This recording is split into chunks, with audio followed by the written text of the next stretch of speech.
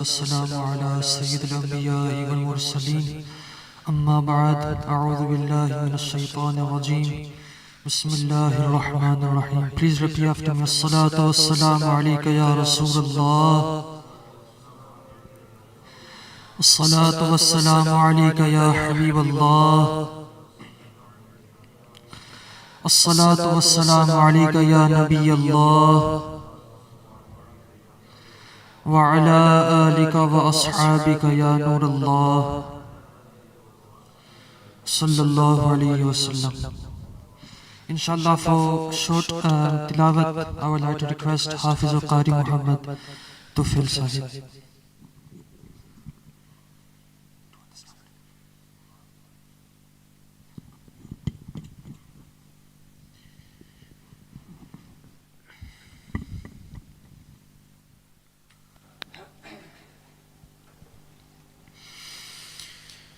أعوذ بالله من الشيطان الرجيم.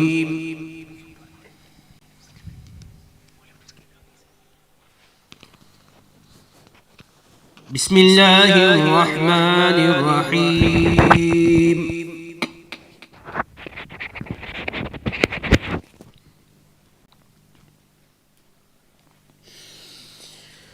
وإذا قرئ القرآن فاستمعوا له وأنصتوا لعلكم ترحمون.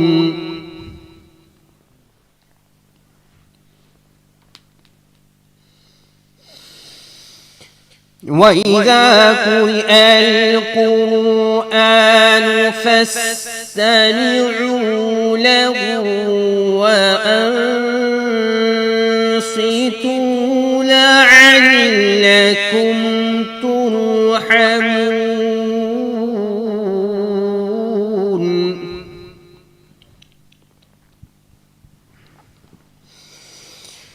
بسم الله الرحمن الرحيم.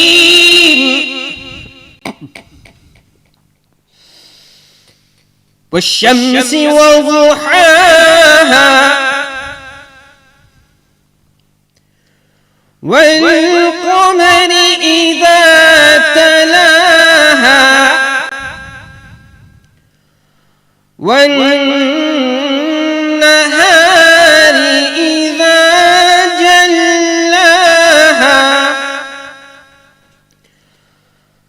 والليل إذا يغشاها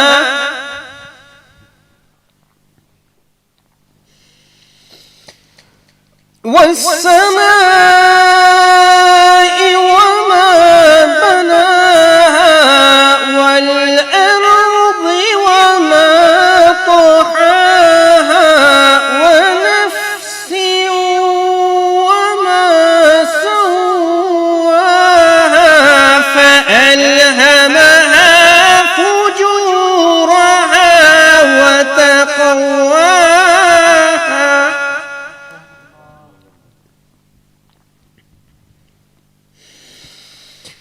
قد أفلح من زكاها وقد خاب من دساها.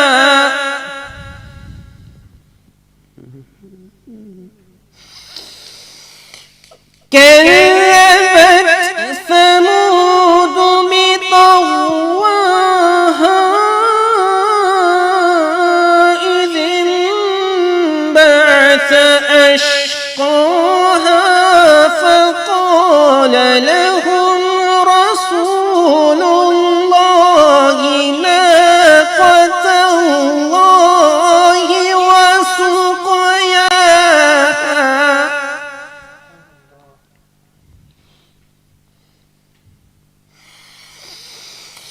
كذبت ثمود بطغواها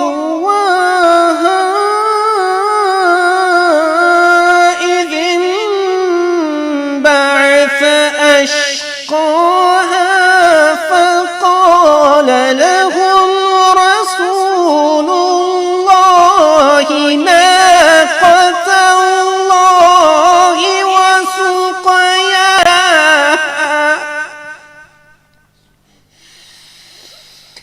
فكذبوه فعقروها فدمدم عليهم ربهم بذنبهم فسواها ولا يخاف عقباها. صدق الله العظيم.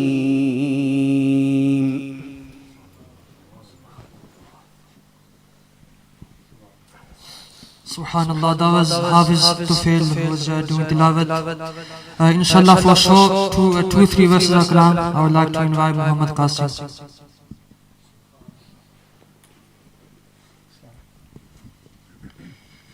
درود شریف پڑھیے صلی اللہ علیہ یا رسول اللہ وسلم علیک یا حبیب اللہ. نعت سرکار کی پڑھتا ہوں میں، نعت سرکار کی پڑھتا ہوں میں، بس اسی بات تسرات سراحت ہوگی. ایک تیرا نام وسیلہ ہے میرا، ایک تیرا نام وسیلہ ہے میرا. رنج و غم میں بھی یہ نام سے راحت ہوگی. اور یہ سنا ہے کہ بہت غور اندھیری ہوگی، قبر کا خوف نہ رکھنا اے دل، قبر کا خوف نہ رکھنا اے دل. وہاں سرکار دو عالم کی زیارت ہوگی. حشر کا دن بھی عجب دیکھنے والا ہوگا، حشر کا دن بھی عجب دیکھنے والا ہوگا. زلف لہرا کہ وہ جب آئیں گے، زلف لہرا کہ وہ جب آئیں گے، پہ قیامت بھی ایک اور قیامت ہوگی. نعت سرکار کی پڑھتا ہوں میں، بس اسی بات سے گر میں میرے رحمت ہوگی. ایک تیرا نام وسیلہ ہے میرا، رنج و غم میں بھی اسی نام سے راحت ہوگی. Subhanallah, that was Muhammad Qasim reciting beautiful naat in the praise of Prophet sallallahu alaihi wasallam. For Manqabat, I would like to request if Muhammad Sufyan can come forward and recite Manqabat. Nare Takbir, Nare Risalat, Sana Khani Mustafa.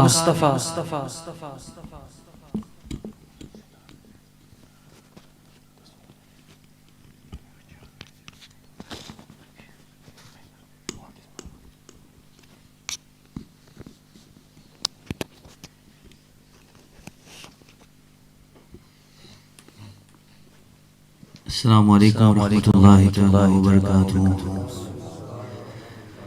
As I said yesterday, we all need to say Subhanallah as much as we can. No mouth should be still. We should all be praising Allah subhanahu wa ta'ala and His beloved Prophet sallallahu alayhi wa sallam. So just to warm you up, let's say Subhanallah. We can do better than that. Come on, say Subhanallah. Spread very sharif. As I said, keep saying Subhanallah, and if you know the words to this, then pray with me as well and join me. Sallallahu alayka ya Rasulullah,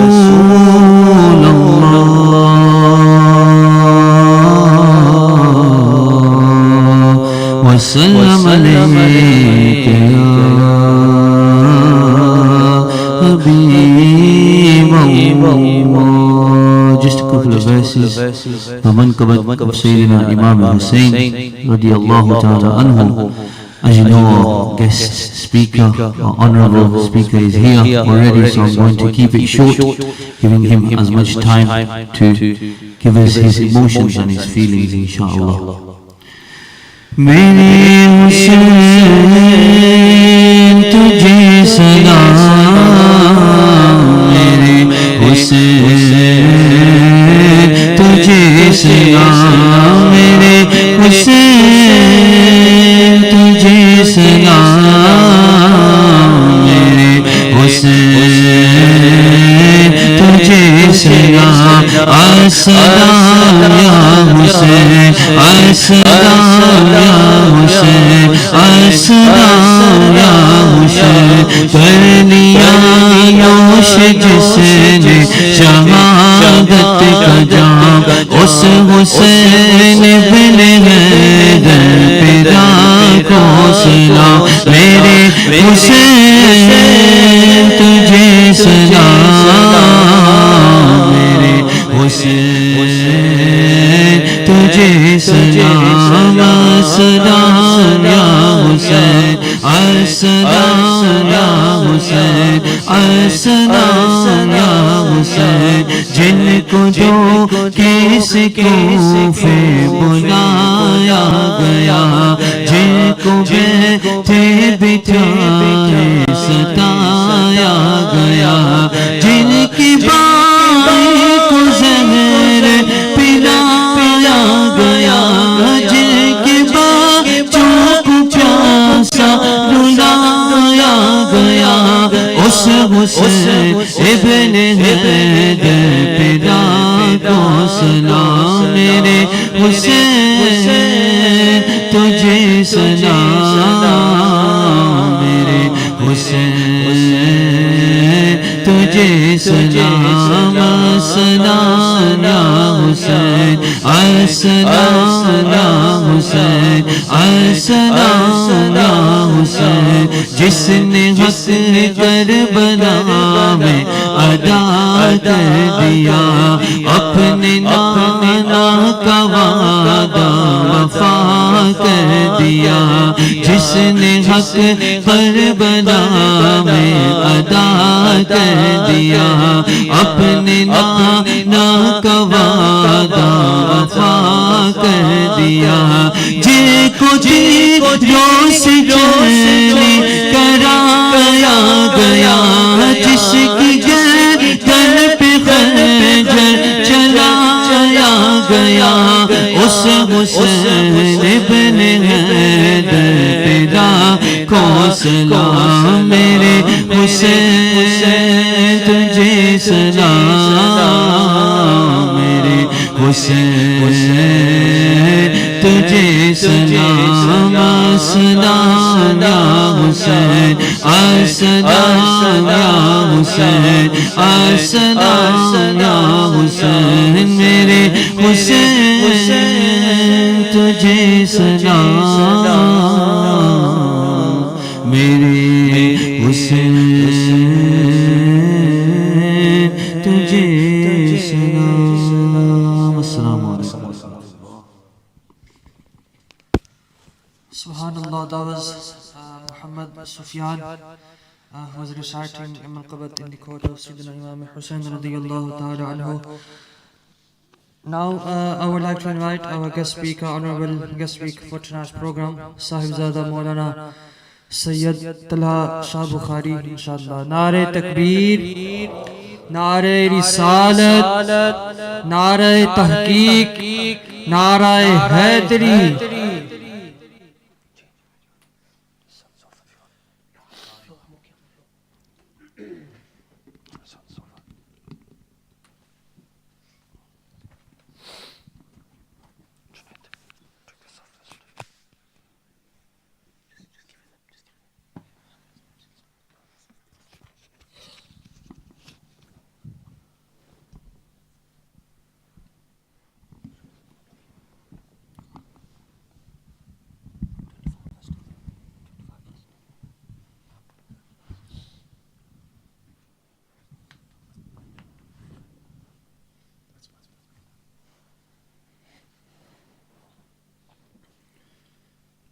بسم الله الرحمن الرحيم. السلام عليكم ورحمة الله وبركاته. الحمد لله رب العالمين والعاقبة للمتقين. الصلاة والسلام على من كان نبيا وآدم بين الماء والطين. أجمل الأجملين أكمل الأكملين سيدنا ومولانا محمد وعلى آله وأصحابه وأهل بيته وإطرته وأمته أجمعين. أما بعد فأعوذ بالله من الشيطان الرجيم. بسم الله الرحمن الرحيم. قل لا أسألكم عليه أجرا إلا المودة في القربى. صدق الله مولانا العظيم. وقال الله تعالى في مقام آخر: إن الله وملائكته يصلون على النبي يا أيها الذين آمنوا صلوا عليه وسلموا تسليما. اللهم صل على سيدنا ومولانا محمد وعلى آل سيدنا ومولانا محمد وبارك وسلم وصل عليه. اللهم صل على سيدنا ومولانا محمد وعلى آله وأصحابه وأهل بيته وأمته أجمعين.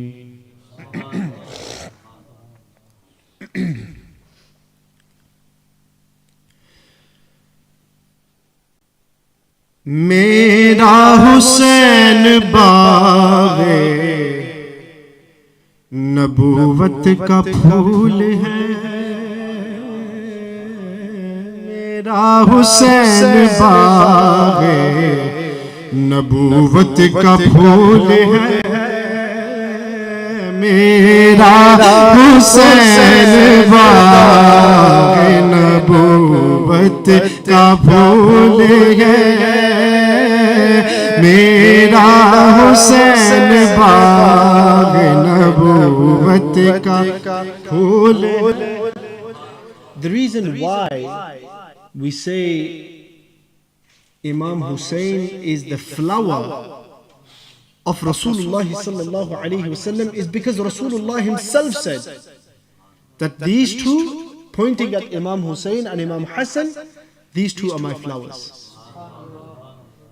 And that's why Ala Hazrat in another place he has said Zahra hai kali jisme Hussein aur Hassan phool.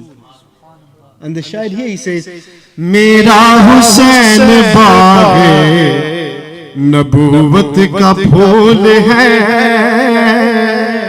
The easy words, I'm sure you can all join in with me. Mera Hussein baag نبوت کا پھول ہے بولو بولو میرا حسین باغ نبوت کا پھول ہے میرا حسین باغ نبوت کا میرا حسین باغ نبوت کا پھول ہے حیدر کی اس میں جان ہے خون بطول ہے حیدر کی اس میں جان ہے خون بطول ہے.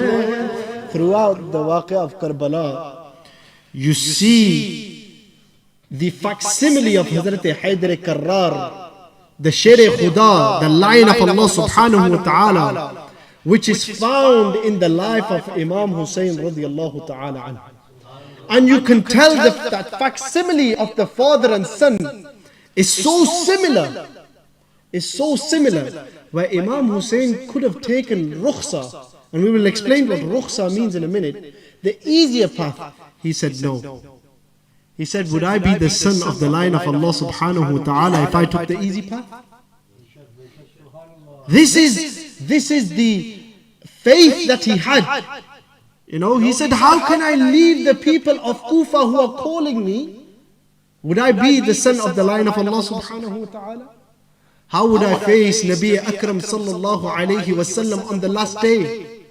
You know, these were things that when you read the waqi of Karbala, you realize how much power and how faithful Imam Hussein really was. And the Shairi says, Haider کی اس میں جان ہے خون بطول ہے حیدر کی اس میں جان ہے خون بطول ہے حیدر کی اس میں جان ہے خون بطول ہے گزرا جہاں جہاں سے نواسا رسول کا گزرا جہاں جہاں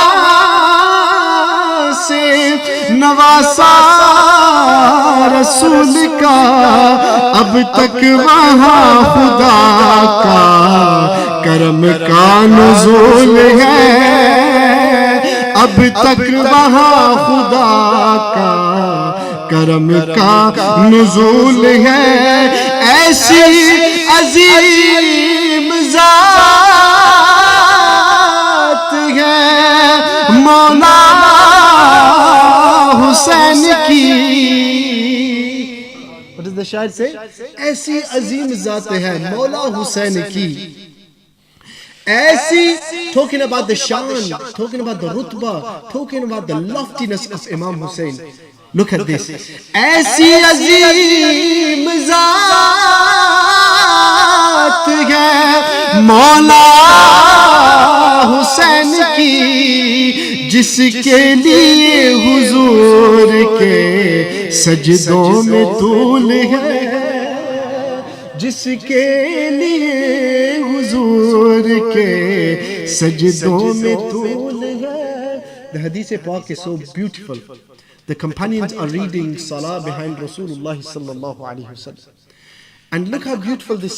Look, if it should be a namaz, it should be the namaz of the companions of Rasulullah sallallahu alayhi wa sallam.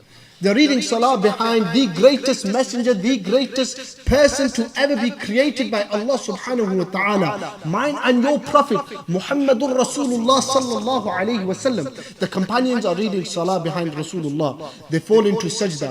They realize Rasulullah sallallahu alayhi wa sallam has not lifted his head, his blessed head from sajda.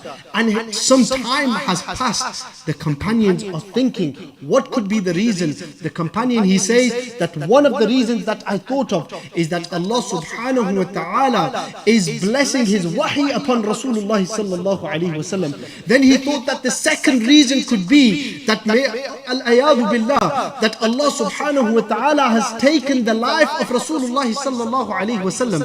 He says that some time had passed and I couldn't bear but lift my head and look at Rasulullah sallallahu alayhi wa sallam. This is during salah, the companion is saying this. This is during salah, the companion is saying this. Tell me those people who say that thinking about Rasulullah sallallahu alayhi wa sallam in salah nullifies your salah. These are the companions of Rasulullah sallallahu alayhi wa sallam who are reading, reciting, praying behind Rasulullah, and their dar madar of their salah is Rasulullah sallallahu alayhi wa sallam. Their tawajjuh of their salah is towards Rasulullah sallallahu alayhi wa sallam. He says, I lifted my head to look why Rasulullah has done taweel in his sajda. He has elongated his sajda. And I see Imam Hassan and Imam Hussein playing on the back of Rasulullah sallallahu alayhi wa sallam. You know, this is, brothers, could you put the noise level down a little bit? Please. I can't hear myself. I don't know how these people are going to hear me. This is the companions reciting salah behind Rasulullah sallallahu alayhi wa sallam. And they know that their salah, their sajda, their qiyam, their ruku, everything is dependent on that person, Rasulullah sallallahu alayhi wa sallam. Nothing else matters but Rasulullah sallallahu alayhi wa sallam. They were thinking about Rasulullah sallallahu alayhi wa sallam. Their khayal, and these are narrated in Bukhari, Muslim. If anyone has any doubt, I will show you these hadith mubarakah where companions are thinking about Rasulullah sallallahu alayhi wa sallam. You know, and they say that how can we think about Rasulullah in our prayer? You know, it nullifies our salah. Al-ayadu billah. Are you stupid? Do you have a brain cell? Our salah is for the sake of Rasulullah sallallahu alayhi wa sallam. And then now look at the opposite side. That this is the salah of the companions. But look at the salah of Rasulullah sallallahu alayhi wa sallam. That he elongated his sajda. The muhaddithun and the mufakkirun, they mention that the greatest maqam in salah is the sajda. And the Prophet sallallahu alayhi wa sallam elongated his sajda for Imam Hassan and Imam Hussein. No? The greatest maqam in salat, many of the ulama mention, there are some various scholars who mention it's qiyam. Okay, there's a bunch of scholars who mention that qiyam is the most lofty maqam in salah. But the vast majority of scholars mention that it is sujood. That is why Rasulullah sallallahu alayhi wa sallam on Yawm al-Qiyamah will also fall in sajda. And whenever the Prophet would fall in sajda and do dua, istajib ilallah, he would do dua to Allah subhanahu wa ta'ala. He would fall in sajda. You know? This is why the ulama mentioned that sajda is the most important and the loftiest maqam within your salah. And here Rasulullah sallallahu alayhi wa sallam is elongating his salah for Imam Hassan and Imam Hussein. They realize that Imam Hussein is playing on the back of Rasulullah sallallahu alayhi wa sallam. And this is why Rasulullah, it's easy whilst you're praying salah and your child is in the way and he is preventing you from praying salah. It's permissible to move him out the way. Hatta ke a mother, if she realizes that her son is in danger, she is allowed to break her salah and to take the child out of danger and then resume the salah. But here Rasulullah sallallahu alayhi wa sallam did not move. He did not move. He stayed in that position for Imam Hassan and Imam Hussein. You know, so this is why the Shairi says, ऐसी अजीम ज़ात है मौला हुसैन की जिसके लिए हुजूर के सजदे में तोल है मेरा हुसैन बाग़े नबूवत का फूल है मेरा हुसैन बाग़े नबूवत का फूल है हैदर की इसमें जान है खूने बतूल है और जिसके लिए यजीद ने लाखों सितम किए, वो ताज तो हुसैन के कदमों की धूल है, वो ताज तो हुसैन के कदमों की धूल है।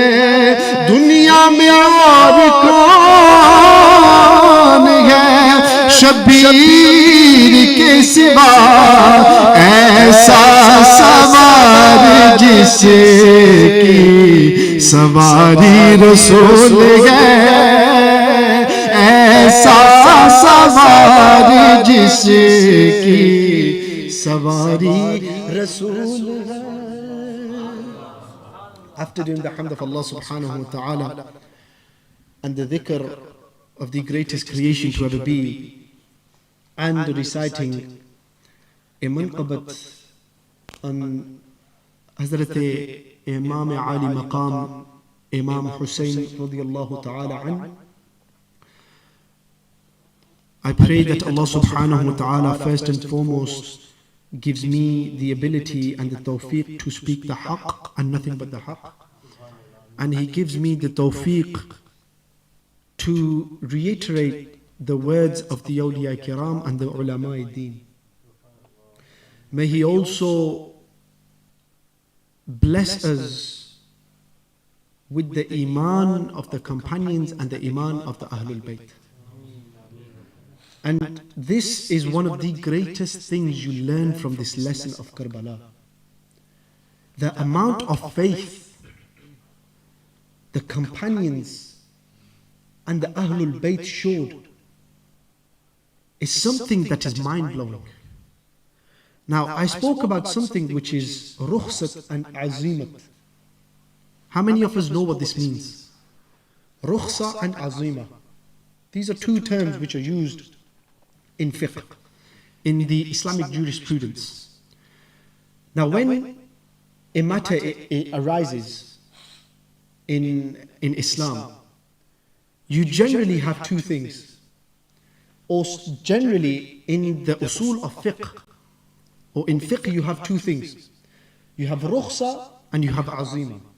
You have the easier path, and then you have the tougher path. The path which puts you through some difficulties but gets you to the end goal. For example, when one is fasting in salah, okay, fasting in the month of Ramadan is fard. Speak to me so I know that you're listening. See, this for me is a lesson. You're learning and I'm learning. Yes? So speak to me so I know that you are listening and you're understanding what I'm saying. You have the month of Ramadan where the fasts are fard. They are compulsory in the month of Ramadan.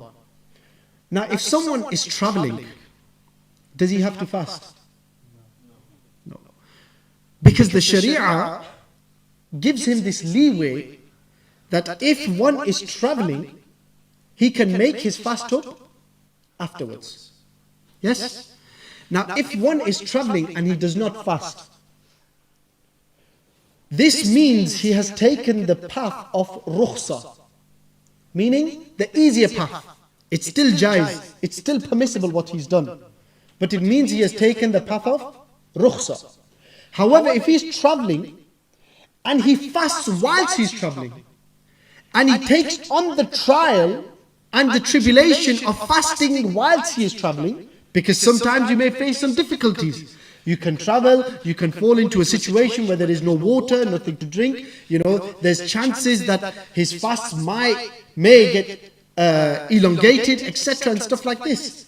So, knowing this, if an individual fasts whilst he is traveling, this means that he has taken azima.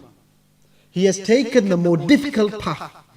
And the ulama mention that if one takes the path of azima, he will get double the thawab of the path of rukhsa.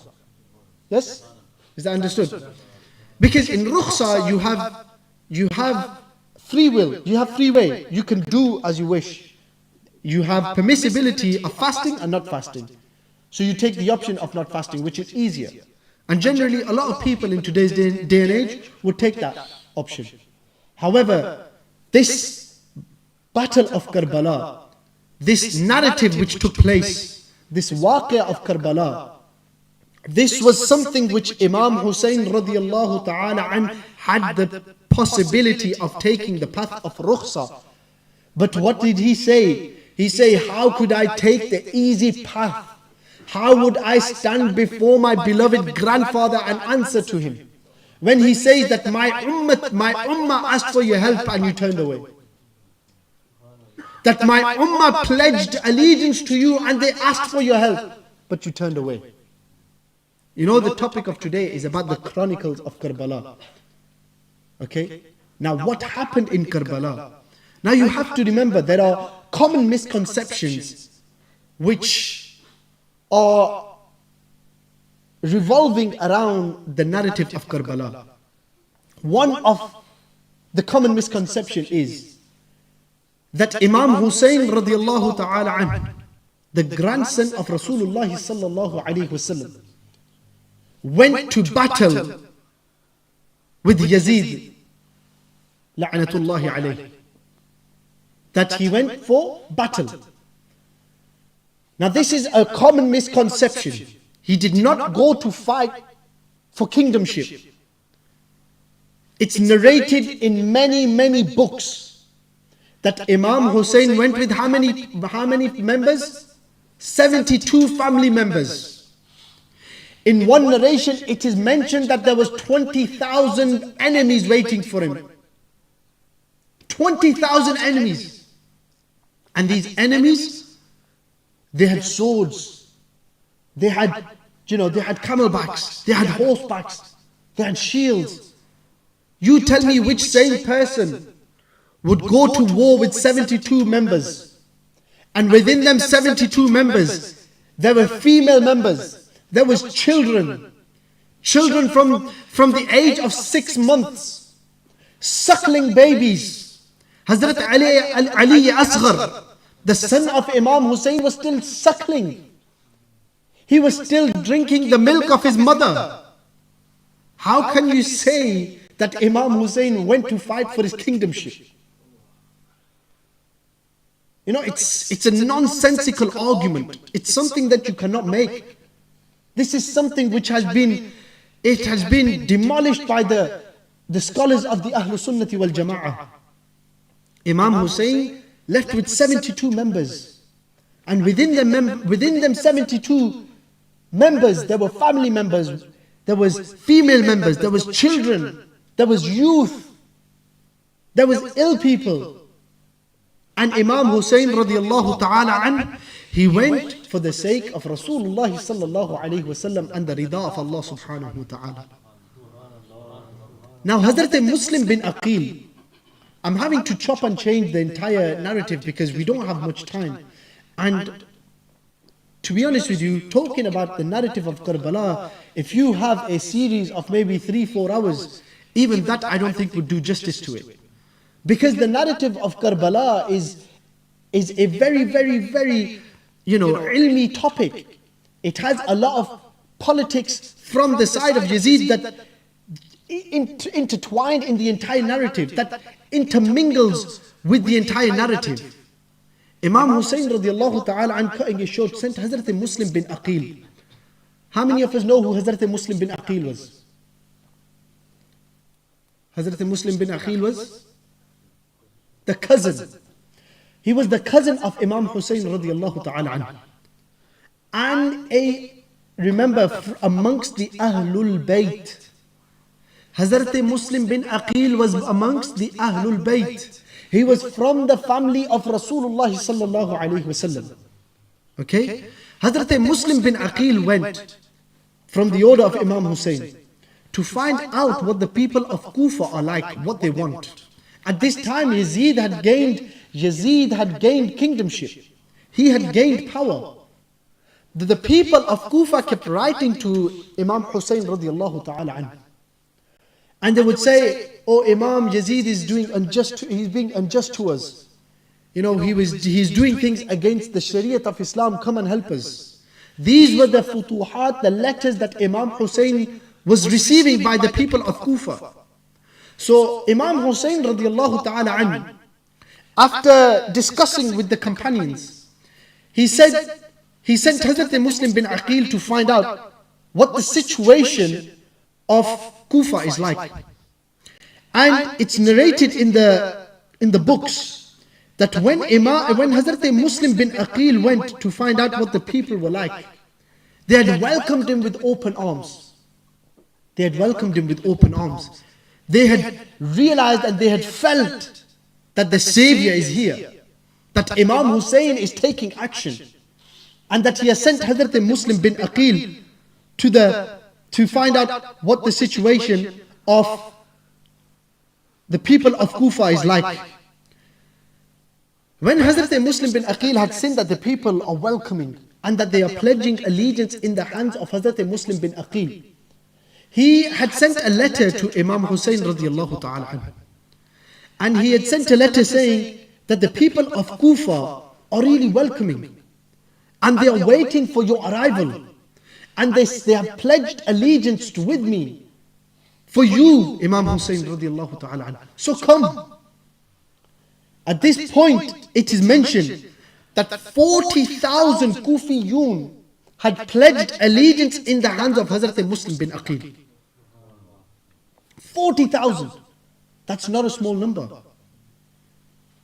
Kufa is based in Iraq, since central Iraq in fact. And Hazrat Muslim bin Aqil, when he had seen that all these people are pledging allegiance in my hands, he straight away sent the good news to Imam Hussein radiallahu ta'ala anhu. Now at this time, Imam Hussein radiallahu ta'ala anhu was being foretold by his companions that the people of Kufa are untrustworthy. It's well known. And there is a saying amongst the Arabs that Kufi la yufi, that the people of Kufa are not wafadar. They are not trustworthy. This was an infamous saying about the people of Kufa already. Imam Hussein radiallahu ta'ala an already knew that his martyrdom was going to be in Karbala. He already knew of this point. This is why some of the ulama, they have i'tiraz with the shair, jisko Kufe, jisko, what's the shair? Jisko doke se Kufe bulaya gaya. They say that Imam Hussein wasn't tricked in going to Kufa. He wasn't tricked. He already knew, he had khabar. His blessed grandfather had already foretold him. So how could he be tricked? This is just some scholars who have this nazriyat, who have this opinion. That how can Imam Hussein be tricked when he already knew, he had the khabar that his martyrdom was going to be in Karbala. He already knew of this. And the people who pledged allegiance of 40,000, Hazrat Muslim bin Aqil, when he was going to solve this matter, and it said that when he stopped to pray Salah, 12,000 people were with him. And when he stopped to pray Salah, he had turned around to straighten the sufuf, and only 500 men remained. Only 500 people remained. Why? Because they understood and they realized what Hazrat Muslim bin Aqil is going towards.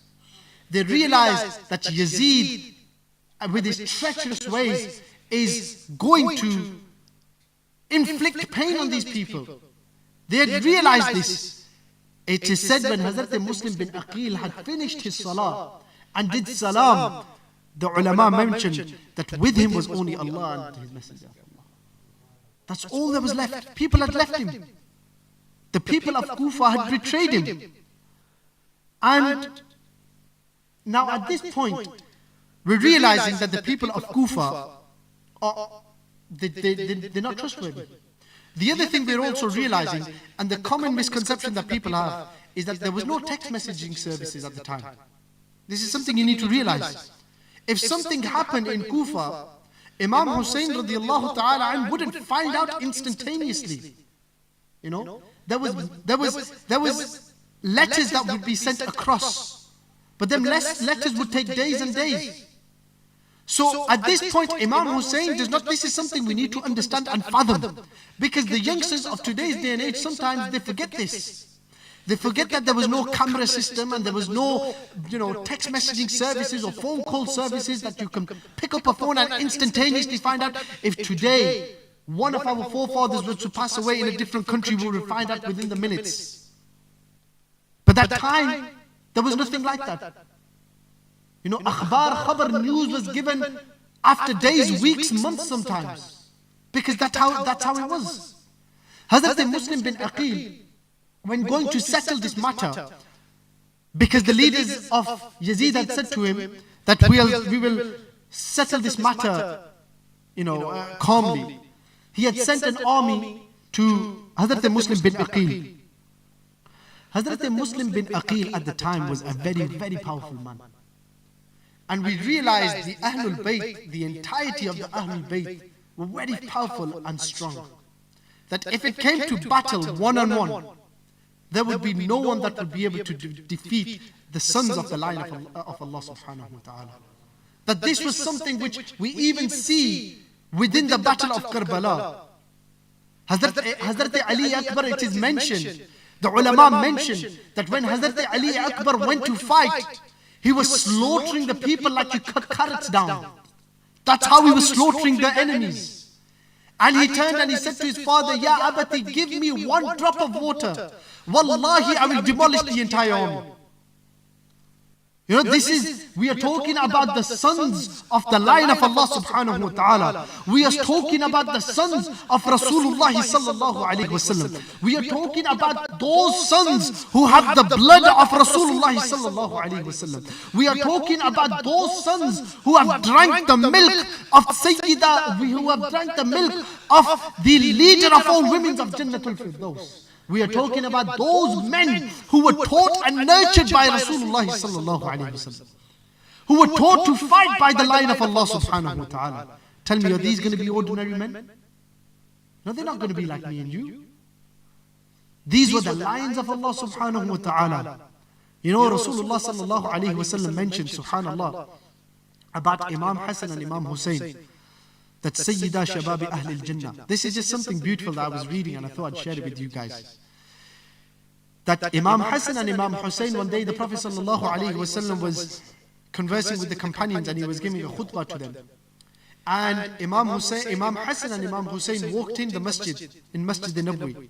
Remember, Imam Hassan and Imam Hussein are those whose door would connect to the Masjid al-Nabawi, whose house would connect to the Masjid al-Nabawi. This is the family of Rasulullah sallallahu alayhi wa sallam. Imam Hassan and Imam Hussein walked inside the masjid. The Prophet sallallahu alayhi wa sallam stopped his sermon and went to go pick up Imam Hussein and Imam Hassan. Sat them beside on his lap. And whilst he was addressing the companions, he said, Sayyida Shababi Ahlil Jannah.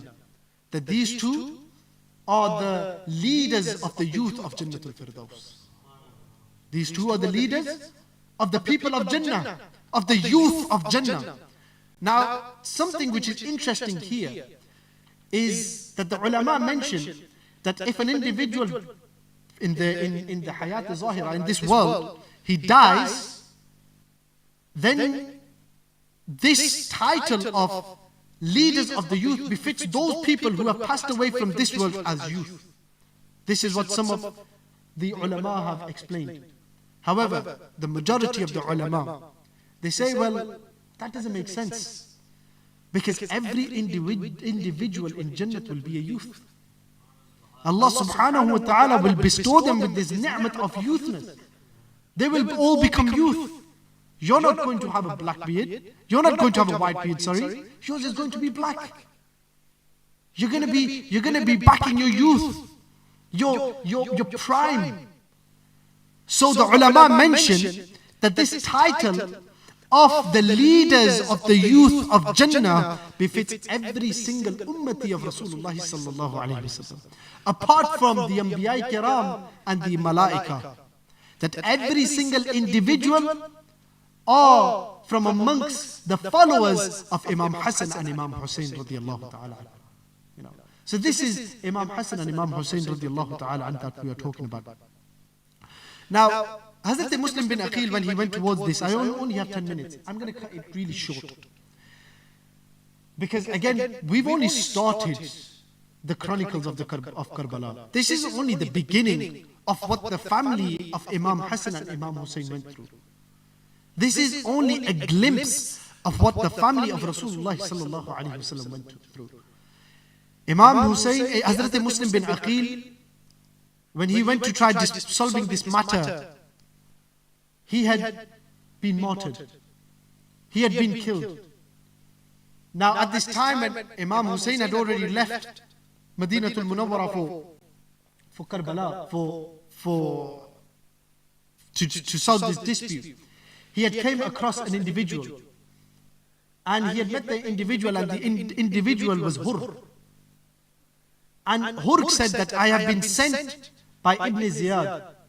And he is telling me to capture you. Ibn Ziyad again was from amongst the followers of Yazid. He had another disgusting individual. Ibn Ziyad was that individual who was bought out by Yazid. Ibn Ziyad was bought out by Yazid. He had promised him this land and that land and said, all you need to do is solve this matter with Imam Hussein radiallahu ta'ala.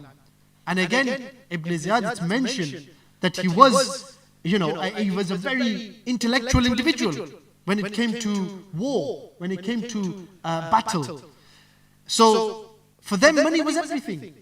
For Yazid, money was everything. Fame was everything. This is why they say, "Wo taj to Hussein ke qadmon ki dhool hai." That kingdomship Yazid fought for, that's not even worth the dust of the feet of Imam Hussein radiallahu ta'ala. Because Imam Hussein did not care about monetary things. He did not care about the kingdomship. All he cared about was the deen of Islam. All he cared about was the Islam of Rasulullah sallallahu alayhi wasallam. All he cared about was the rida of Rasulullah sallallahu alayhi wasallam. All he cared about was the rida of Allah subhanahu wa ta'ala. Now Hur was from amongst those people who was a staunch follower and believer and lover of the Ahlul Bayt. So he had said to Imam Hussein radiallahu ta'ala anhu, he said, please, if you entrust me, if you believe in me, I love you. There's a hadith of Rasulullah sallallahu alayhi wa sallam that فَمَنْ أَبْغَضَهُمَا فَمَنْ أَحَبَّهُمَا فَقَدْ أَحَبَّنِي فَقَدْ أَبْغَضَهُمَا فَقَدْ أَبْغَضَنِي. That those who love Imam Hassan and Imam Hussein, I love them. And if you if you approach distress towards Imam Hassan and Imam Hussein, it is as though you have distressed me. فَمَنْ أَبْغَضَهُمَا فَقَدْ أَبْغَضَنِي. It is as though you have upset me. If you upset them, you have upset me. These are the words of Rasulullah sallallahu alayhi wa sallam. Hur said, I am a lover of the Ahlul Bayt. I know what is happening in Kufa. I know what the people are like. Leave, go back with your family members. Imam Hussein radiallahu ta'ala anhu, he said no. He said, I have these khutuwat. Now I have left to finalize and to diminish this matter of deen. And I'm not going to leave until I finish this matter.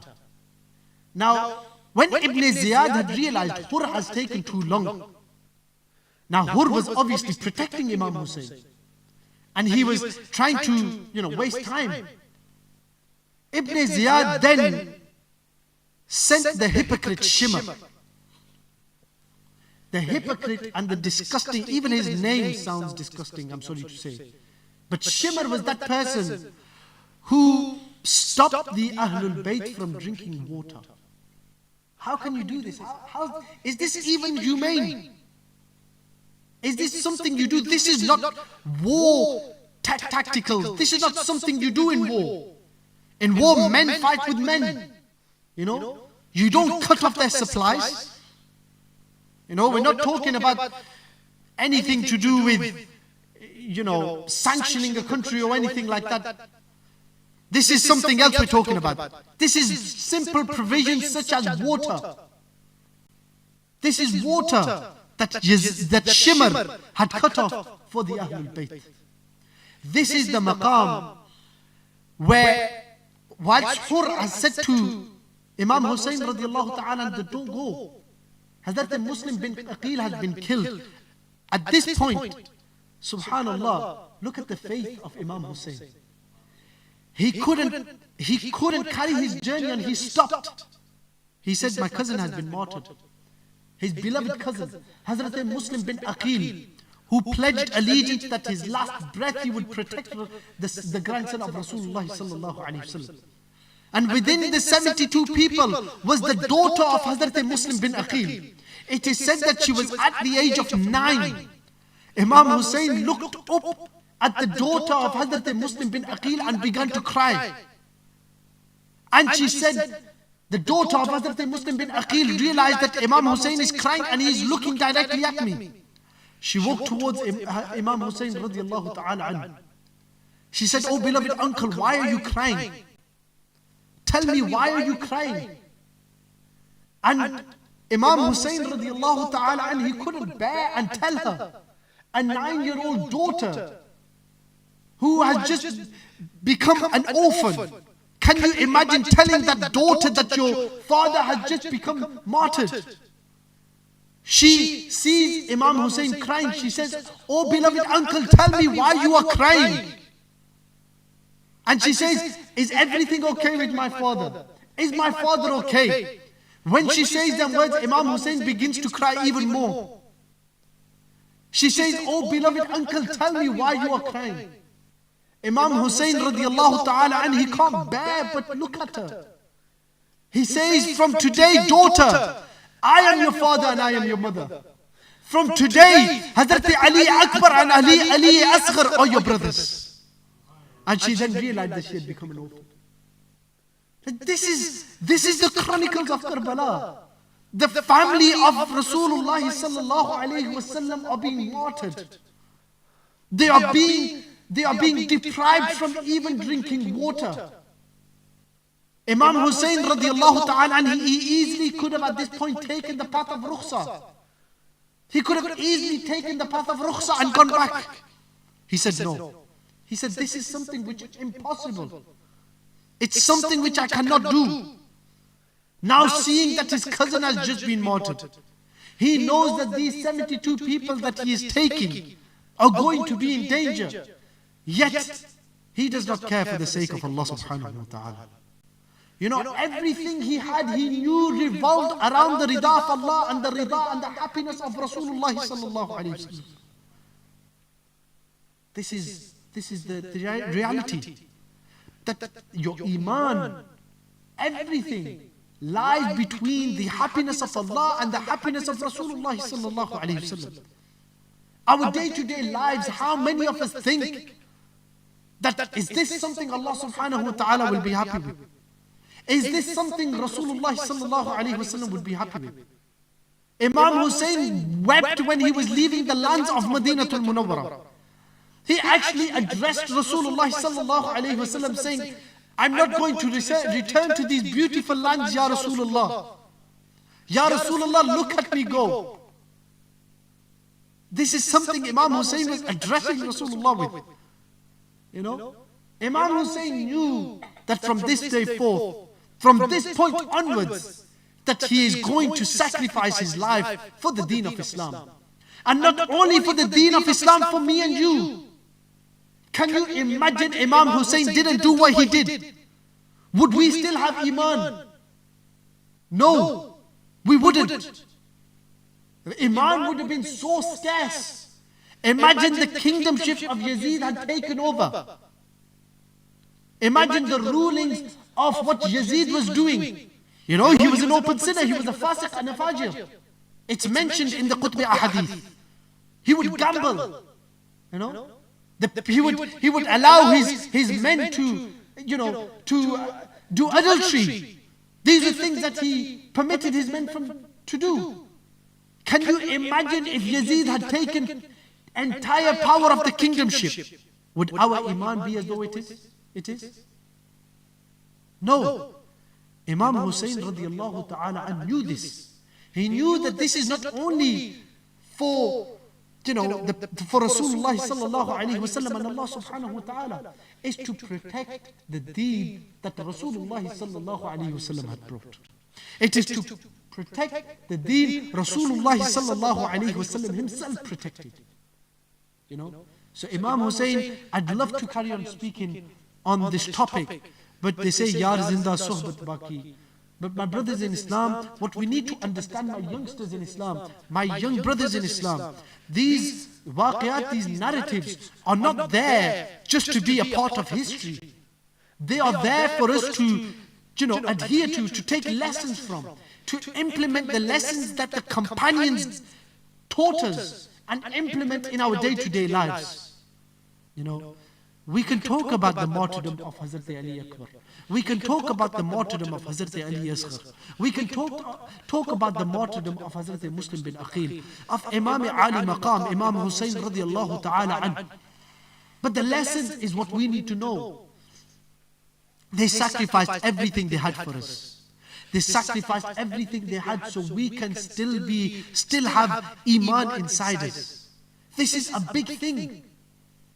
This is why we do dua that Allah subhanahu wa ta'ala, when He takes our life, that He takes it with Iman. This is why when we do the dua, we do dua that Allah subhanahu wa ta'ala gives us death whilst we still have Iman. We do dua that Allah subhanahu wa ta'ala, that He gives us the ability to act upon the footsteps of the Ahlul Bayt. We do dua that Allah subhanahu wa ta'ala gives us the ability to act upon the footsteps of the companions of Rasulullah sallallahu alayhi wa sallam. There's another topic that I wanted to really speak about, is the love of the companions and the love of the Ahlul Bayt. And one day, inshallah, when we do have time, we will definitely, inshallah, speak about this topic. Because nowadays, even this has become such a topic where disputes of matters have arisen. How can there be disputes of matters when loving the companions of Rasulullah sallallahu alaihi wasallam? How can there be a dispute in matter when loving the Ahlul Bayt of Rasulullah sallallahu alaihi wasallam? We don't care about the Khawarijun. We don't care about the Rawafid. We don't care about the Aqaid. We care about the Aqaid of the Ahlul Sunnati wal Jama'ah. We care about the Aqaid where every single companion of Rasulullah sallallahu alaihi wasallam is like a star. Yes. أصحابي كالنجوم بأيهم اقتديتم اهتديتم. That my companions are like the stars. Whichever star you follow, you will gain guidance. And the intellectual individuals here know that to navigate yourself, you need the stars. To navigate to anywhere. This is why Rasulullah sallallahu alayhi wa sallam facsimilized the companions like the stars. That if you want to reach the end destination, which is what? Jannah, follow the footsteps of the companions of Rasulullah sallallahu alayhi wa sallam. And in another hadith, the Prophet sallallahu alayhi wa sallam, he said that my Ahlul Bayt is like a ship. My Ahlul Bayt is like a ship. Those who are on it will reach the end destination. And those who leave it will drown in the water. So again, we also know that we need a ship and we need the stars to navigate ourselves to get to a certain destination. We know throughout this life, this world, we need the footsteps and the teaching of the companions and the teaching of the Ahlul Bayt to navigate our lives towards falah, to navigate our life towards freedom, to navigate our life towards Jannah, to navigate our lives towards the rida of Allah and the rida of Rasulullah sallallahu alayhi wa sallam. This is something we need to understand. Again, these are topics which we will need hours and hours to discuss on. But my brothers, we spoke very little about the topic. This is the truth. We've spoke very little about the topic. But an individual like me who has, maybe one or two brain cells inside his head cannot do justice to the narrative of Karbala in such a short time. But what I can, as a student of knowledge, is is show you the lessons that we need to learn from the companions of Rasulullah sallallahu alaihi wasallam. You know, this is something that I can do. And then I do dua that Allah subhanahu wa ta'ala gives us all the tawfiq to act upon the lessons of the companions of Rasulullah sallallahu alaihi wasallam. We realize that Imam Hussein, Imam Hassan and Imam Hussein, especially Imam Hussein, in this narrative, he showed and displayed an immense amount of sabr. Yes? An immense amount of sabr. You tell me, if an individual now, if a father, if a mother was to lose his son, if a father or mother was to lose his daughter, what state does the individual fall in? What state does the individual fall in? Can you imagine that? Your pride, your love, a part of you is your son or your daughter. Imagine that's taken away from you. What state do you fall in? This is Imam Hassan and Imam Hussein, where Hazrat Ali Akbar is getting sacrificed and he is supplicating to Allah subhanahu wa ta'ala. He's saying, oh Allah, even accept this sacrifice. Accept this sacrifice of Hazrat Ali Akbar. Accept this sacrifice of Hazrat Ali Asghar. This is that Imam Hussein who is sacrificing his children for us guys. You know, I do dua that Allah subhanahu wa ta'ala, I have gone a little over time. May Allah subhanahu wa ta'ala forgive me if I have made any mistakes. May Allah subhanahu wa ta'ala forgive all of us. And if there's any questions that anyone asks, you can ask me. Alhamdulillahi Rabbil Alameen. Wassalatu wassalamu ala Rasulihil Kareem. ربنا آتنا في الدنيا حسنة وفي الآخرة حسنة وقنا عذاب النار. ربنا تقبل منا إنك أنت السميع العليم وتب علينا إنك أنت التواب الرحيم. ربنا اغفر لأمة رسول الله صلى الله عليه وسلم. ربنا اغفر لأمة رسول الله صلى الله عليه وسلم. ربنا آتنا في الدنيا حسنة وفي الآخرة حسنة وقنا عذاب النار وأدخلنا الجنة مع الأبرار يا عزيز يا غفار يا رب العالمين. Oh Allah, we lift our hands today commemorating the lives of the Ahlul Bayt. Oh Allah, forgive us for our sins. For the sake of the Ahlul Bayt, forgive us for our sins. Oh Allah, we lift our hands in your presence, Ya Allah. Forgive us for any saghira and kabira mistakes we have made. Oh Allah, give us the tawfiq to act upon the footsteps of the Ahlul Bayt. Oh Allah, give us the tawfiq to act upon the footsteps of the companions of Rasulullah sallallahu alayhi wasallam. Oh Allah, if there is any shortcomings from us, forgive us for the sake of the Ahlul Bayt. Forgive us for the sake of the companions of Rasulullah sallallahu alayhi wasallam. Forgive us for the sake of Rasulullah sallallahu alayhi wasallam. We are nothing, we are not even worthy of lifting our hands towards you, Ya Allah. Oh Allah, we lift our hands in shame. Oh Allah, please forgive us for our sins. Oh Allah, any shortcomings, forgive us for our shortcomings. Oh Allah, give us the tawfiq to seek the knowledge of the deen of Islam. Oh Allah, give us the ability to seek the knowledge of the Quran. Oh Allah, give us the ability to nurture our children to the right path. Oh Allah, give our children the ability to seek this knowledge of the deen of Islam and act upon this knowledge of the deen of Islam. Oh Allah, I lift my hands before you. If I have made any mistakes today, oh Allah, forgive me for my mistakes. Forgive us all for our mistakes. وآخر دعوايا عن الحمد لله رب العالمين وصلى الله تعالى على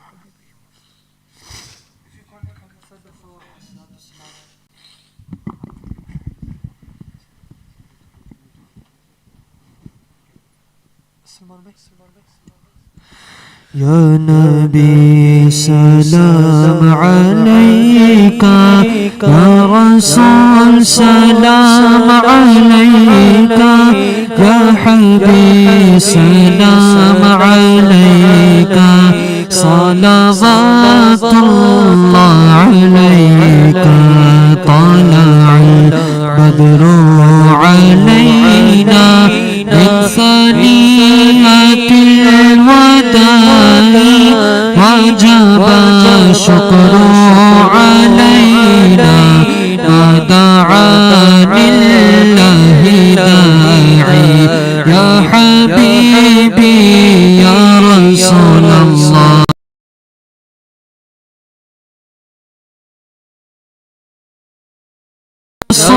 سلام عليك يا حبيب سلام عليك صلوات اللہ علیکہ مجھے در پہ پھر بلانا مدنی مدینے والے مائے عشق بھی پلانا مدنی مدینے والے تیری جب کے دید ہوگی جب بھی میری عید ہوگی دل خواب میں تمہارا مدنی مدینے والے یا نبی سلام علیکہ یا رسول سلام علیکہ یا حبیب سلام علیکہ صلوات اللہ علیکہ. صلى الله على نبينا محمد وصحبه صلى الله عليه وسلم والصلاة والسلام على رسول الله صلى الله تعالى عليه وسلم. اللهم ربنا تقبل منا إنك أنت السميع العليم وتب علينا إنك أنت التواب الرحيم.